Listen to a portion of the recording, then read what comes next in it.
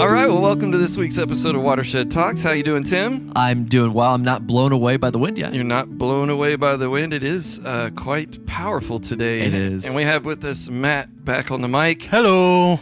We'll see if you can talk more than 3 minutes. I think the last two episodes together. Was it 3 minutes? I don't know, but Yeah. it was very little. Thereabouts. But good to have you back. Well, thank you. You're our drummer, so in some ways we should get you to be able to do that. But But that's right? yeah, like, wouldn't that be great? Like That would yeah. be, just have it so off I need to the side. I need a drum kit Yeah. for next recording. Just a snare for that, or do you need the whole snare thing? and like a hi-hat. A little hi-hat? Okay. Yeah, All right, yeah. good, Yeah. good. I don't tell many jokes, but Yeah, in the rare case, when you do tell them, they're dad level jokes, so we need the extra Yeah. accoutrements of a snare hit, maybe a trombone. Right. Wah, wah, wah. it's that cue, like you should probably laugh now. We need Yeah. an applause. Oh, light, we're gonna you know? get full morning zoo radio here. Yeah. Okay. Oh my gosh. How about we dive into what we're talking about today? Tim, you have started a new series Right. focused on hope. Mm-hmm. Now, this idea of hope is something that has existed in in humanity, but in our faith. I was going to teach one of Pastor Joseph's fancy words, eschatology. Eschatology is the study of how the story ends. And one thing that a lot of our thinkers and theologians and writers and preachers over the years, and just everyday believers, has seen that one of the unique things we have is because we know the end of the story, and we know it's a really, really good one. So that means we get to have hope. We get to kind of walk through life with a unique hope. But you're going to talk to us, I believe, since I heard the sermon already, about what happens, or maybe would it be accurate to say kind of why sometimes we lose that feeling? Yeah. One, you mentioned we know the end of the story, but for people throughout human history, you have to live life in the real world, and so you don't know the end of the story, and so not every moment, right? Not every day. Yep, we're human. Yep. So spiritually, you don't know the end of the story. I should say that. Yeah. And so today we'll talk about Joseph, and all these different things happen, and we know how it all ended up, and it ended up like he was second in command of Egypt, and that was great. Yeah. But for him, each kind of valley that he went through, he had to have some sort of hope that kind of kept him going through. Yeah, and one thing I think about that I really love about this kind of focus is I love when our faith pushes us to consider not just what we would say we believe if asked a question. Mm-hmm. So if you ask me how the story ends, I'm going to tell you how I think it ends based on what the Bible says. Mm-hmm. A very good ending. But because I'm human, that isn't necessarily how I live it out all the time. Exactly. And I need to have grace and compassion about that. But I like to be pushed to, that's what we talked about a few weeks ago. We talked about our telos. Mm-hmm. Telos is not so much what we say we believe. And I would honestly, authentically tell you this is how I believe the story ends. And I mean it. Mm-hmm. But that doesn't mean I have the... Right, because you get what I'm saying. Like when you walk through life, it's like, oh man, and I think our first reaction is like, oh, this is terrible. This is the worst thing that could ever happen to me. I should just give up now. Right, and I think there's two sides there. One, that's normal. Don't beat yourself up. That makes it worse. Mm-hmm. But also, two, I get excited. I get invigorated when we're going to get into talks and studies and think about our faith in ways that pushes us to bring our faith into that kind of rhythm and ebb and flow and space. In other words, get it out of just my head and beliefs and even values and get it into my hands-on. Does that make? What's the way they say it? Like walking the walk, right? Yeah. Instead of just talking the talk. And it's like, I know I mean it. Mm-hmm. I do believe it, but I don't always look like I do. Right. Does that make sense? Yeah, and this topic, the topic of hope, is so powerful because hope is an insulator for our emotional that's a good health. Line. Did you write that? No. Oh, I okay. mean, I wrote it. Yeah, Okay. I guess I came up with it. But Hope I mean, is an insulator. I like because that. it really provides that resilience that each one of us needs. And That's deep. if you can have hope, you can get through almost anything. Because I spoke about this. Viktor Frankl, he was a Jewish person, went through the Holocaust. He would see people come into the camps, and the ones who were like, "Oh, this is terrible. My life's over. There's nothing." They would be gone in just a couple of weeks, if not a couple days. Yeah. And there would be people who were there for weeks or months, and then one Yeah. day they just decided, I'm done. Right. And then they would just give up, and then they'd die. Yeah. But if you had hope, if you had something to look forward to, you could endure anything. Yeah, absolutely. Since it's someone that has the same name as me, what if I tell the story today? Yes, yes. Is that all right? One of only two Josephs in the Bible. That Incorrect, sir. was my Incorrect. error in Yeah. the sermon. He said to the Oh. kids that there's only two Josephs in the Bible, and I was over there like, there's like 7. I know of 3. Yeah, there's only 3 that have a story about him, really. Oh. And I'm named after Arimathea Joseph. But anyways, today we're talking about Joseph, coat of many colors. Not sure exactly all the parts of the story you want to go over, but basically, starts out life treated with favoritism, no question. Oh yeah. Yeah. Right? Coat of many colors, just clearly the favorite, and builds is arrogant. Oh yeah. Yes. From that, I mean, Yep. maybe that's as much Jacob and Rachel's fault as, to raise him with that kind of favoritism. He might have not even understood that he was being arrogant, but he was, and told his brothers and things, and even his parents, one day you'll bow down to me, Right. because he was gifted with the ability to interpret dreams. And so he had a dream as a teenager, and he was right about it. It's a whole other conversation Yeah. one day, but how you can handle being right so wrong. Yeah. Right. and he did that. Tells him, who's going to want to hear that? Like, It's kind of the story of marriage. If you're right as a male, you're wrong. Oh, really? Don't. I'm just saying. well, let's get into that Yeah. one day. His brothers, out of that resentment that I'm sure builds up with more than even the stories we get, I would have to imagine. Oh, There's a lifetime here, or decades, a couple decades, maybe 15 years, however old he was. He was 17. 17, Yeah. thank you.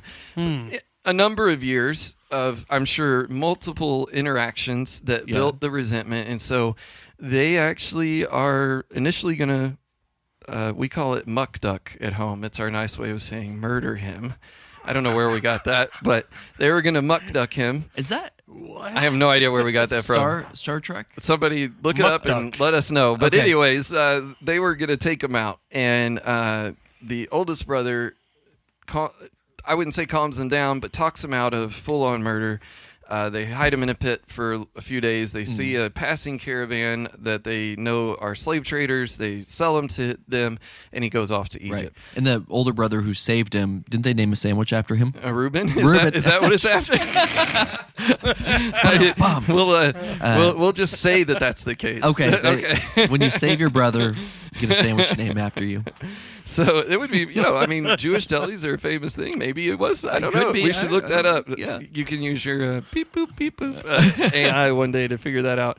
So, anyways, I think that gets us going. Did you want to get into what happens in Egypt, or is that enough of the story? Yeah. So far. I mean, so you kind of you could bounce. So he was put into a cistern, and then they're like, well, we might as well get paid for it. So they sold him to slavery. He goes over, and he's in Egypt now. Yep. Potiphar's house. Yep. Has a desperate housewife who wants him in a way that is not good, and so she, basically says that he tried to sexually assault Yeah. her, and like, When I teach it to my littlest kids, I always say that she just tried to kiss him. oh, I like that. She just Like- tried to kiss him, and Yeah. he didn't want to, and leave it Like, at that. And everybody no. knows what else happened. But I think one thing to point out is this ebb and flow Oh, in for in a kind of vertical way. In that here he is, the favorite child, and then literally such a terrible thing by his brothers. Sold into slavery. Then he works for Potiphar. He becomes blessed. He becomes second in command of the whole household, which we know somebody in Potiphar's position. This isn't just a house. When they say household, it's a business. It's a lot that he's overseeing. and then the wife, does what you said, and then of course tries to kiss him, and he says no, and so then she lies about it, and so Potiphar kind of has to throw him in jail, right? And then you want to keep going, or so then there's two people that he meets in jail. He interprets a dream. One's gonna basically die by the king. The other one, the cupcake bearer. Every time I read that, I think cupcake bearer. Cupcake. He's the cup bearer. The cup bearer. There's the kid. Baker and then the cup bearer. I know, but I put them together. You put them together. Like, okay. Cupcake. So he's like, you're going to go back to your old position, and so he's like, when you go back, remember me. Remember me. And so, what does the cupcake bearer do? He forgets. Thank you. Forgets for a while. For a while, and then he remembers. He comes and interprets Pharaoh's dreams, and Pharaoh is wowed by him, and he ends up being second in command of all Egypt. Yep. And then, of course, there's a whole interesting reconciliation, resentment thing that goes on with the brothers. But what is this story? How is this kicking off a series on hope?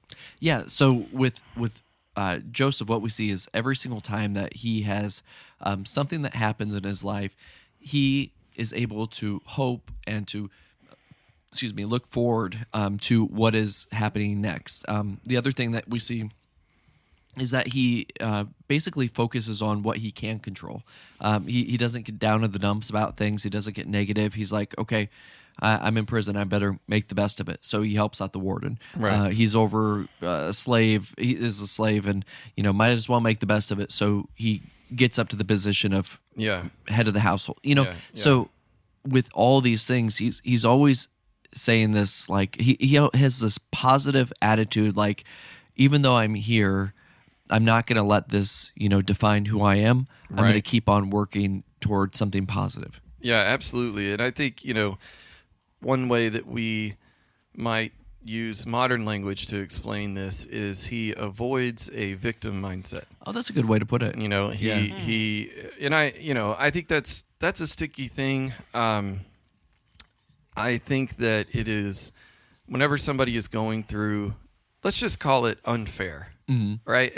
It is funny to me how much even the littlest kids viscerally hold on to when life is not fair. Yep. Maybe it's one of those questions for God one day, like why did you make us? Why did we care so much about fairness and really unfairness? My dad would always say, whatever I would be, arguing and well, that's not fair, and whoever told you life's not fair? And I would say, but why isn't it ever unfair in my favor?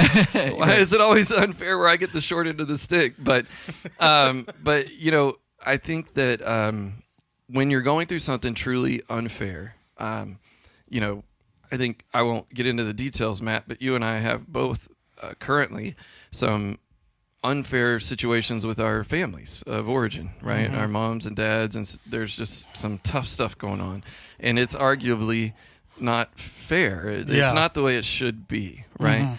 And I think that it is really important for those on the outside of that to not tell someone in the middle of that, oh, you should be over that already. Yeah. I think that's not the way to go. That being said, this is our balance. At some point, you do need to let it go. At some point, you do need to, and the not staying in a victim place over it all is, that will get you really stuck. Does that make sense? For sure. Can you expand on that? Like what happens? Because why don't you say real quick? Say that main takeaway for this. Yeah. So the main idea is hope is always there for those who choose to look up. Right. And so hope is always there for those who choose to look up. And so what I'm describing is this victim mindset, or you might call it depression. These are real things. These people have to go through this stuff. It's actually unhealthy to try to skip past the process of dealing with the trauma of these things, because you bury it down in. Yeah, absolutely. So you need to, it's not about like flippantly shallowing, never having pain from real unfair.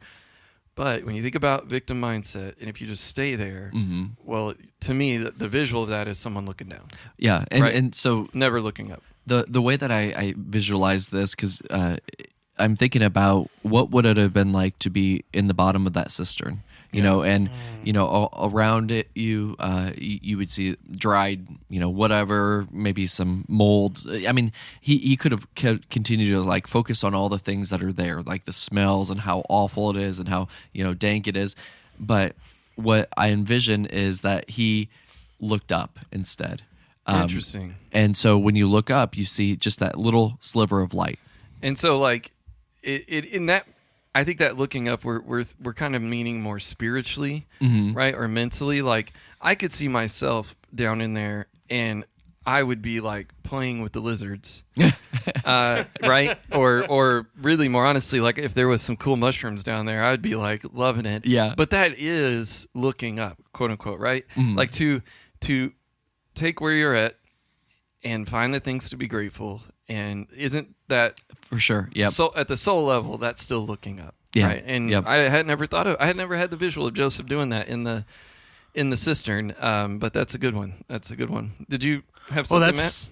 Yeah, that's a good one. And I'm also now thinking in not a cartoon, but in Branson, there's the Sight and Sound Theater that do these epic Bible productions. And in the Joseph one, I'm fast forwarding a little bit to the story, but when he's in prison, that whole scene, there was a trained rat that he was playing with, and then it like scurries off because this production is known to have real animals, and so it's kind of the cool little moment of him finding joy in this rat that then runs away. And I'm sorry, I lost. What is this in? Was this in a web series or? No, this is in Branson, Missouri, and in Pennsylvania, I think. Okay. It's like a Broadway play. Oh, okay. So currently they're doing David, but in the past they've done Joseph, they've done like Jonah, Moses, Jesus was one of them, and they're really spectacular. And we kind of see. I would agree with you that while we don't have that specifically said in Scripture, I think we see evidence of what you're talking about from Joseph in how he. Like, by the time he's in prison and he's gone through two major unfairnesses, I mean, I would be understanding if he just checked out. Right. Yeah. And yet, we see him helping. We see him working. Obviously, he's helping in some kind of way to get the warden's attention in a good way.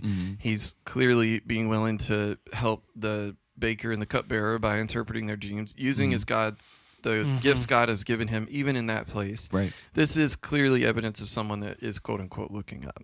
So, well, what do we say then to those who are like, I just don't know how?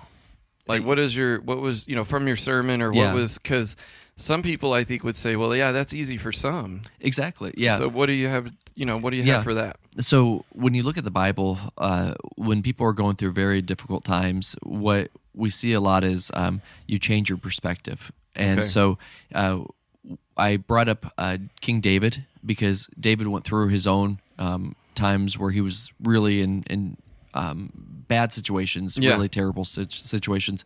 And so King David goes back and he looks at, Joseph's life, and he's like, Joseph, he didn't know all these things were going to happen, but in that moment, he still continued on and he had hope. And so I think when we look at God's faithfulness throughout the whole Bible, we see that for those people who choose to trust that God has a plan, that God is going to work this out for their good, for God's good, that enables you to change your perspective so that you can have hope even in the darkest situations. Yeah, so I think, what are qualities of that, changing your perspective? Well, it's getting your focus off yourself and putting it somewhere else. Yeah. And the power in that is exponential. I think we talk about quite a bit that we, at least our observations, is that we see people having put themselves as their own higher power. And we've talked before about how that is sort of a diseased place. Like it's not going to be a healthy life, spiritually speaking. And this is one of the reasons why, that you need something else. You need some other, I mean, of course we hope it's God and Jesus, but it's why, the 12 steps, can you just say there is something bigger than yourself? Right. Can you start there? I think about like, sometimes Sandy and I, when my wife have had struggles, it's like, okay, do you want to do this thing? Do you want to make this change? It's like, no. I go, well, can you pray to want to? Like, you just start wherever you can start, and just start moving in that direction. But That's Matt, good. have you ever experienced times where it's hard to look up? Yeah, not all the time, but it seems like when it comes around, especially this time of year, when things are getting colder, you don't get as much. I'm speaking more of the natural side, but you don't get as much sunlight. It gets darker sooner, and you can just feel. Yeah, I mean, There's something to that. I mean, maybe we can think, and when we come to our practices, these are things to maybe consider, because definitely from where I grew up to here, there is obviously a visceral impact on the winter here. Yeah. Like you're almost.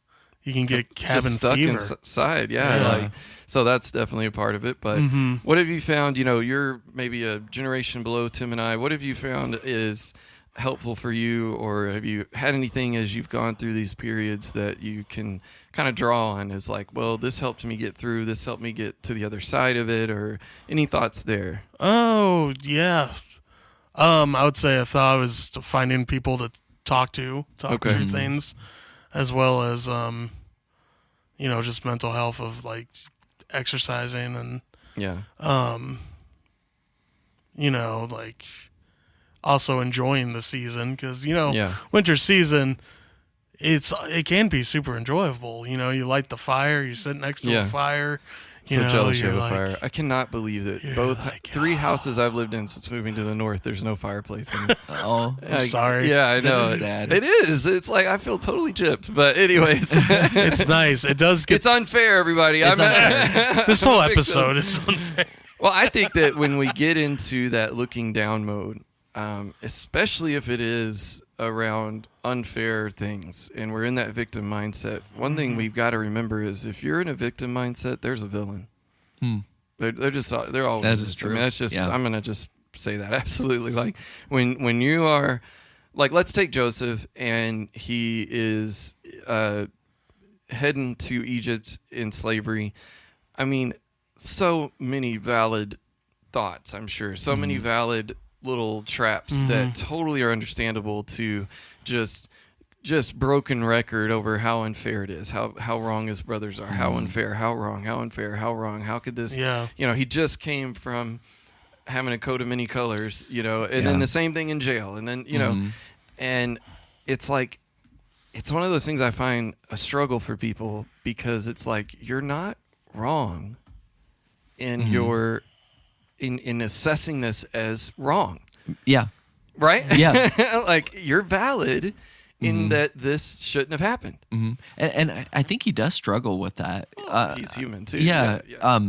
Because, when the brothers come to him for help later on, you can see he kind of messes with them. That I agree with you. And I agree with you. I think we start to see a little bit of unforgiveness there. Oh yeah. Like a lot of times, commentaries and stuff like that, they don't say that. Like they're like, well, he's being gracious. He's messing with them. He is. I see resentment. Yeah. He's human. Now he's in a position of power. Now he has the ability to do it.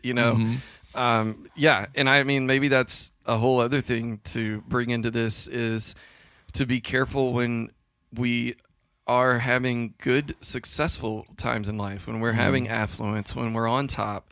How seductive is it to, right? Like to forget how much we need God. It's easier to remember how much you need God when you're stuck at the bottom of the well. Yeah. Right. And so, not accusing Joseph of anything, but I agree with you. I think we see some,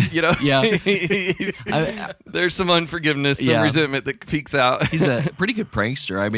It was pretty funny. Like, what he did. But at the end, in Genesis 50:20, he said, you meant this for evil, but God used it for good. Yeah. And I think he really took the time to reflect on, how God has been working. And that's another thing about hope is when you have hope, you can look back and you can say, God was here and he was here and he was, he was walking with me the whole time. And, I wouldn't have chosen this road but this is the road that I walked, and this is how God used that. Yeah, yeah, and I mean it's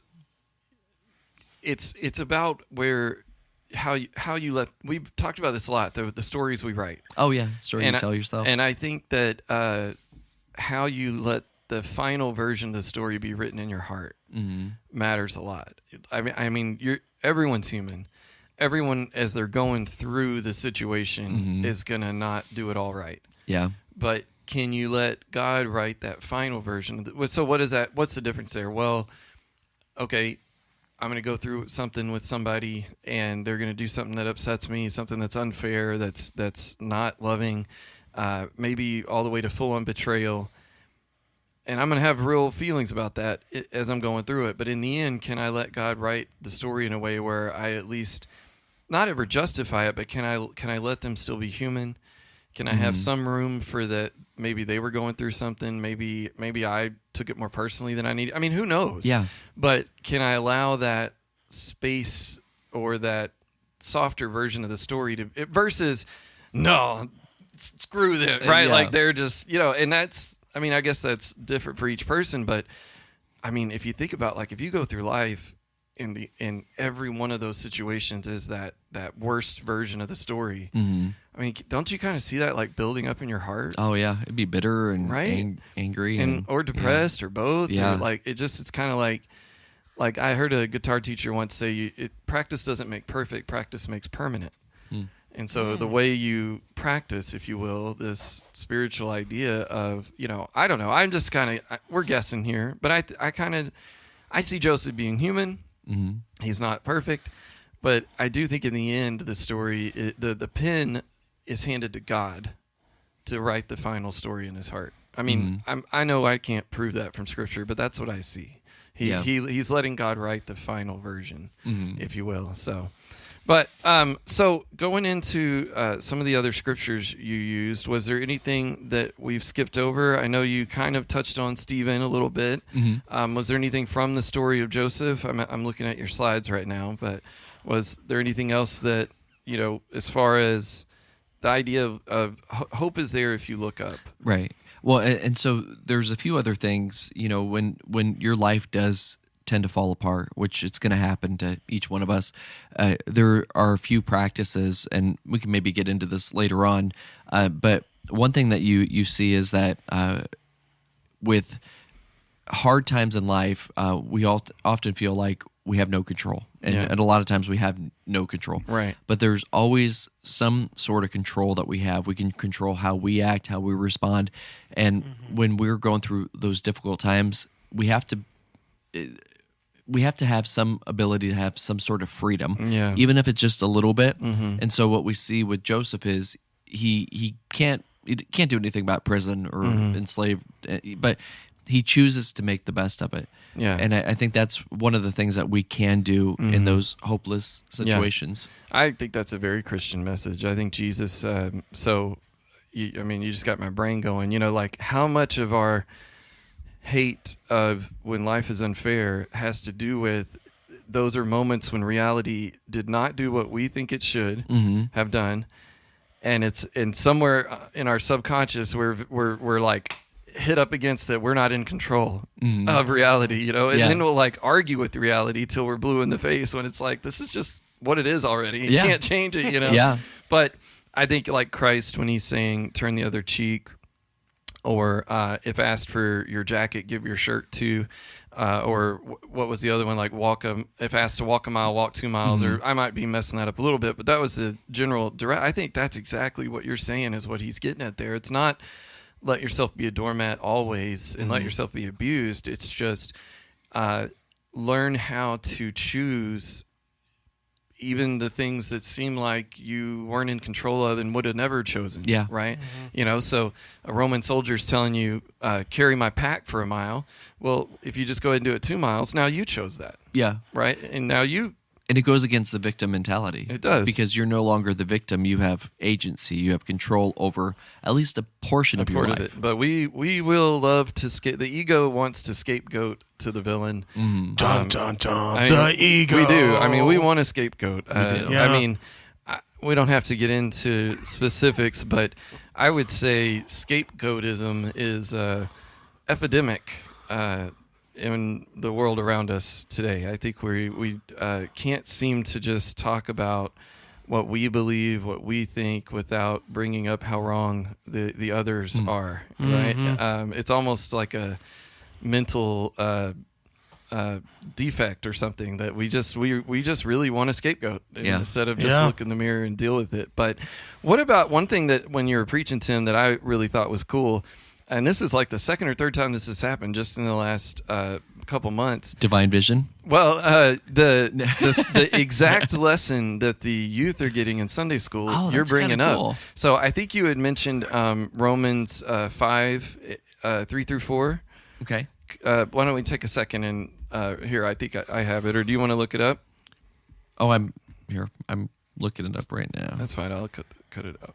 Okay, yeah, go for it. So, yep, you had read from Romans 5. Could you read that little part real quick? Yeah, so this is Romans 5, 3 through 4. Not only so, but we also glory in our sufferings, because we know that suffering produces perseverance, character, and character, hope. Well, the whole main takeaway of the lesson for the youth Sunday morning was the idea of necessary suffering. Yeah. Oh, that's good. Yeah, we were looking at with the plagues and Pharaoh representing the ego and being stubborn and hard-hearted, and that that's why the plagues keep happening is because he won't just let go back to control. Yeah. But that not that I don't want to say God authors these terrible times in our life. I think a lot of them are results of the cumulative effect of sin. But nonetheless, spiritually speaking, suffering is always an opportunity. Mm-hmm. And yet, so when we rail against it, when we victim mindset, when we let it keep our head down, versus what does that mean? So I'm in a terrible situation. It's unfair. It's wrong.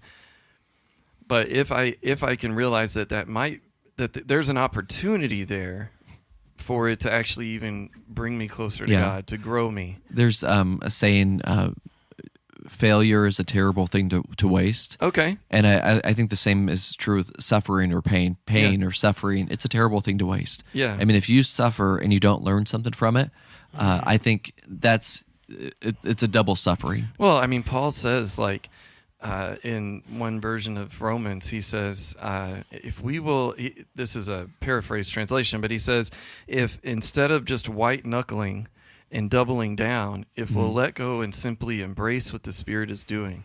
And you think of that, I mean, to me, that's like the worst thing you can do in times of suffering is just white knuckle double down. I mean, just more suffering to come, you know, because whatever, you know what I mean? But man, I mean, do y'all remember that poster I'm visualizing right now? You'll have to throw this up if you can find it, of the little kitten holding on. I knew that. Ain't in there. You know what's funny is like that was on The Simpsons like a long time ago. They show that picture of the kitten, and it's like hanging there. And then Lisa's like, that kitten's probably dead now. Yeah. Why do you? Yes, that's terrible. I was trying to bring it up as sweet, Tim. I'm thinking about dead kittens. Dead kitten. So, He's gone. Goner. But why do you think it is? Why won't we let go? Why do we? Okay, let me.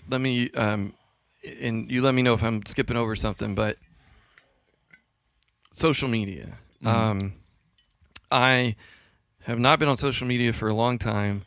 But recently, I somehow fell into Reddit is a thing, which I don't know if that's considered social media or not, but whatever, it probably is. And I found myself doing what do they call the scrolling? Doom scrolling. Doom scroll. I found myself doom scrolling for the first time in my life because I had avoided all the other ones. Yeah. And I've been really fascinated with that is what I will want to do. I will want to turn on some kind of something that I don't really have to pay attention to, and then just sit there and scroll through Reddit. Mm-hmm. But when I do that, I do not end up feeling more refreshed. Mm-hmm. I do not feel happy. I don't take a break in a way that is replenishing. Mm-hmm. And yet, that's like what I am tempted to do with my free time. Yeah, isn't it funny? It does the reversal because it leads to what is also a term nowadays, brain rot. Okay. And that's where you get like sayings like 6-7 becoming super popular in Tim this made a generation. good joke about that. I was lost. I don't know Yeah. what that one is, but I don't know if it was a good joke. I said it, and there was There an was plenty of audible people that- sigh, like, But I'm bringing that up to say, like, why is that in me?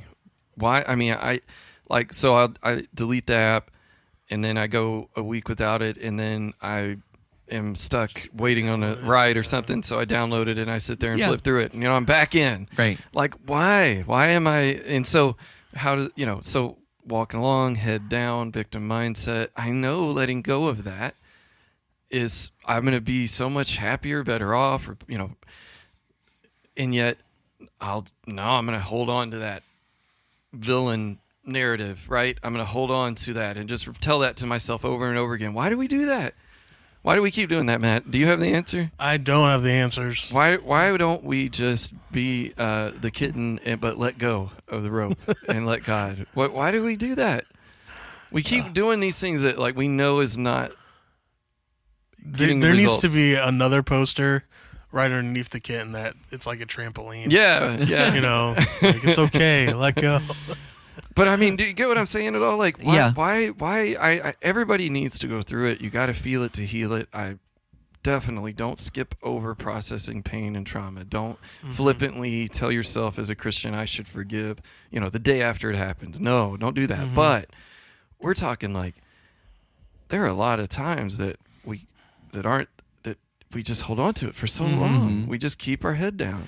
I'm kind of looking at just why we do that psychologically, and I think there's a whole culture of like we are offended, Okay. and it goes along with the victim mindset. Like, I'm offended because you treated me like this, or you're victimizing me, and we hold on to that because it's almost like a sense of justice, like you did me wrong and I'm going to hold this against you.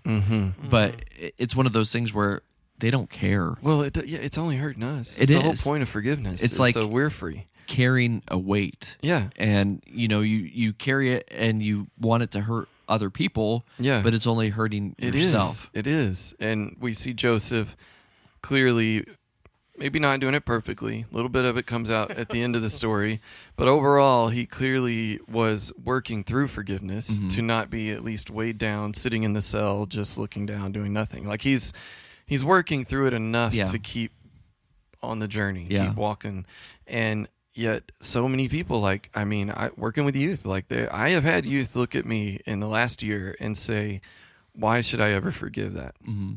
Like, Well, why, like literally yeah. like asking, like, I do not see any reason to forgive this or that. This is why I did bring up the scripture about going the narrow road, because Jesus talks about the narrow path that leads to life. And, we oftentimes think about that as who's saved, who's not saved. But in this situation, the narrow path is choosing to not let that victimhood or that depression or whatever it is that you're holding on to define who you are, and choosing instead to forgive that person or to move on, to be positive. Not many people are willing or even desiring to take that path. And really, it's the high road. Yeah, and I think that's one of those things I'm going to ask God, like, why were we created with, what is it about our makeup that we struggle so much with getting, these lessons, right? And it is all acts of faith, because there is no, like, back to the youth asking me that, I cannot lay down a simple rational logic.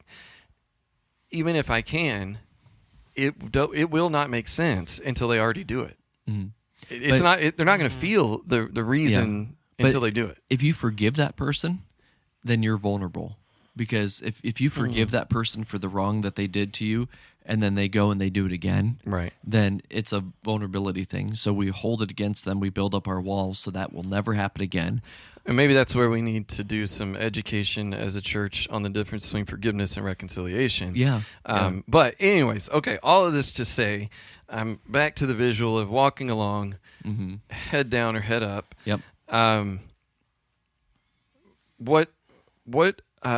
Okay, let me ask, we'll do this and then we'll do our practices. If somebody wants to pray to God to help them break the addiction to head downness, what should they pray to God? What should they ask for? I don't know if that's a good question or not. I think this one's more of like finding ways to be grateful. Okay. So You know, like- maybe this is your practice for us. Yeah, We'll just segue in. And so one of the things that you find is let me back up just a second. So I've been a pastor for 16 years, and I've met two types of people who are elderly. You know, there's people who are in their 90s, even into their hundreds, and the two types of people are, one, the extremely positive, extremely active person. The second one is the non-active but extremely bitter person. And it's almost like there's two different paths. You know, you can keep growing old, you can be positive, you can go be part of the community, you can do all these things, and they're typically a joyful person to be around. They tell jokes, it's wonderful. And then there's the other one that's, you know, it's like nothing's right. You know, everything's horrible. And Back to like because I'm going back to the stories, you know, and so when we listen to the stories we tell, if the kind of person you're describing, if you ask them how their day went or how church was last week or just what happened in their week, like it's only negative. Yeah. It is only negative, this negative, then that negative, then this, and it's like, it's exhausting. It is, yeah.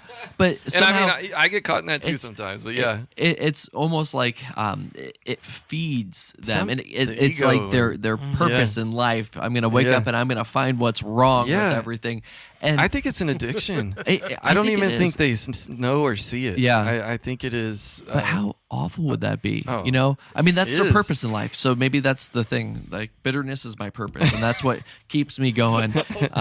Drink a cup full of bitterness every morning. And, I guess you know, but keeping the world straight, I guess, or something. I don't know. But you know, I think when I look at the people who live long lives, and you know, they're 90 years old, and they are people who are positive. They're people who always try to look for the silver lining. They're people who can take a joke, and they're also people who are part of the solution, not part of the problem. And they're active, they're going, and really what that comes down to is this mindset of of gratitude. Okay. Of basically, you know what?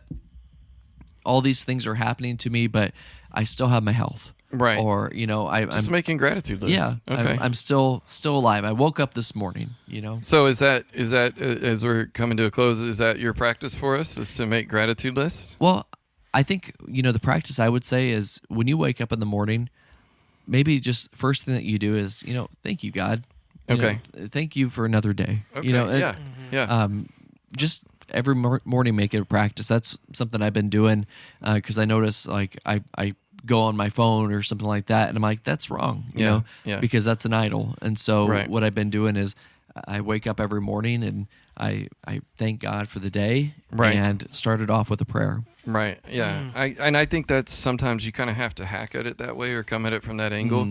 Some of these things that have deeply ingrained, you know, gotten stuck in us, they're a little too big for us to come at right away. For sure. So I like what you're saying in the sense of that's starting to build a muscle memory or build a new habit or just, you know, it's coming at it sort of leaving that big mountain over here, and I'm going to come over here and build up some skills, some strength. Right. And then I'll be able to have the skill set to you know, one day get and it those rewires mountains. your brain. Well, really, it does. to look for what's positive, what's good. Yeah, absolutely. Matt, do you have any practices for us based on our conversation today, or a practice? I would just bounce off and say, find things to be thankful for. Okay. You know, I like what you said, starting out with, well, thank you, Lord, that I'm alive. But then you can also expand that to, thank you, Lord, I slept last night, you know. That there's heat, that there's, you know, that there's life, that this is a new day, new opportunities. Right. Yeah. You know? Just whatever you can do to continue to feed that light self inside of you instead of the shadow self. Or even turn on praise and worship, you know. Right. Or find the things that do that. Yeah, Yeah. that would be good.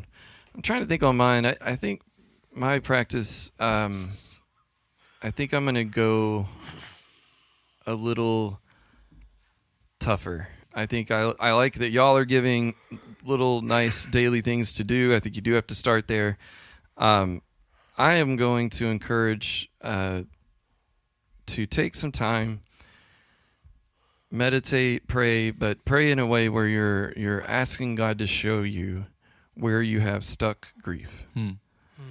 I think that some of us have we have some stories that were written down in a way that that grief and that trauma has been stuck inside of us. Yeah. And it's poisoning us in a way we don't see. It's turning us into maybe the type that only complain or just who knows. And it's probably impacting relationships that are not related at all, but it's in us. And so I'm not going to suggest what you do with it. I'm just going to suggest a practice of seeing if you can take time for God to show you what they are. If you can at least start with awareness, if he can show you one or two stuck griefs is what it's called, then you can make decisions past that. You go to your pastor, you talk to your spouse, you go to a friend, maybe you get a therapist. You know, there's a lot of work probably to do, Right. But I think because this is always that thing, right, Matt, with our Friday morning study, we always come back to balance. Yeah. We always come back to balance. And, you know, even when you're talking, you know, the person you're describing that's not bitter is very active, doing a lot and all that. Well, but you can also like never process something traumatic. For sure. Just get busy, shove it aside, and then it's also stuck there, you know? So it's just like, goodness, God, could you just make it easier? Right. You know? But I think I love what y'all are saying. Start with the gratitude, the affirmations like that. But maybe when you can, find a moment this week to just get really still, get quiet, definitely put the phone away and be alone and just ask God, you know, show me in the mirror. Where do I have some grief that has gotten stuck that I've even maybe forgotten about, but it's in there. And one thing to piggyback on yours, sometimes you don't see it yourself. You know, sometimes you need somebody who knows you pretty well. And, you know, just ask them, you know, when I get negative, when I get kind of bitter, what does it revolve around? Yeah. And then oftentimes you can look and see, okay, maybe I'm go with unfairness. You know, maybe things aren't fair. Right. Well, why do I get so upset about things not being fair? Yeah. Well, it's because when I was a kid, I wanted things to be fair. My dad told me things aren't fair. Yeah. And that hurt me. Yeah. You know, and so if you can just identify even that much where that source might be, then you can decide where to get help with it. And then you take that idea of having control, and it's like, okay, so I'm going to take my own personal control, my human agency, and I'm going to work toward letting that go. Yeah, because I mean, actually, this feeds your ability to be in control if you decide what to do with that. Exactly. If you just keep leaving it in there, You're it's a actually victim. controlling you. Yeah. So, you know, if you want to be in control in a good way. Right. But anyways. Well, so. and here, I know I'm leading us on a little bit more, but when I think about this, it's like, okay, that person who wronged me, I'm still letting them wrong me. Exactly. And so it is poison. Yeah. And it's like, I want to be a person where I have some amount of control in my life, and I don't want them to continue to, you know, re-traumatize me over and over again. I'm going to take that back. Yeah, I think one of the questions sometimes that's asked is, how much power do you want to give that situation or that person? I like that. Like, really, how much more power do you want to give them in your life? Like, you've given them a lot already, so do you want to keep giving them that much power or not? You know, so all right. Well, I think that we're fixed now. No one will be depressed anymore. No one's right. So one thing, just because I know Joseph wanted me to add this in. Our main idea was, you know, hope is always there for those who choose to look up. Help is always available to those who seek it at Hogwarts. Oh, okay. That's the line that I'm like, I'm gonna do a little play. Yeah, on words. so for our Harry Potter fans, there's the Room of Requirements in whatever book that comes up in, and it's a great little piece of fiction that is in this mindset, Yeah. right? That when they There's always hope. there's always hope. And what is the line from the books again? Say it again. So help is always there for those who seek it. who seek it. Yeah, Something Yeah. like it's that. the same kind It's of a idea. Dumbledore. Yeah, yeah. So, and we won't get into how the second Dumbledore was terrible, but the first Dumbledore was awesome. I like the old one, like the first one. Yeah, Yeah. As But far as the actors go. Why do you have to go and die? Well, I mean- it was unfair. We'll take that up unfair. with God. Unfair. Yeah. Let this shock shape our walk. All right, let's all say it together. Let this talk shape our walk.